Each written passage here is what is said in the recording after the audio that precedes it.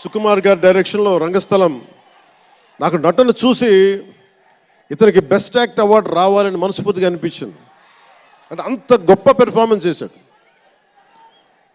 భవిష్యత్తులో ఇతను ఉత్తమ నటుడు కూడా కావాలి, ఉత్తమ నటుడు అవార్డు అందుకోవాలి. ఎందుకంటే తనకి ఇక్కడ పెరగల, ఆంధ్రాలో పెరగల, కీలకమైన సంవత్సరాలన్నీ తమిళనాడులో పెరిగాడు, కొంత హైదరాబాద్లో తెలంగాణలో పెరిగాడు. ఇక్కడ గోదావరి జిల్లాల తాలూకు భావాలు, కల్చరు ప్రత్యక్షంగా ఎప్పుడు చూడాల. అవన్నీ తెలియకుండా ఆ క్యారెక్టర్లో ఇమిడిపోయి కొన్ని తరాలుగా గోదావరి తీర ప్రాంతంలో పుట్టిన వ్యక్తిగత యాక్ట్ చేసిన విధానం చూస్తే నాకు అమితంగా నాకు నచ్చింది. అంటే అంత గొప్ప నటుడు ఉన్నాడు. చిరంజీవి గారు వారసుడు అలా కాకపోతే ఇంకెలా ఉంటాడు.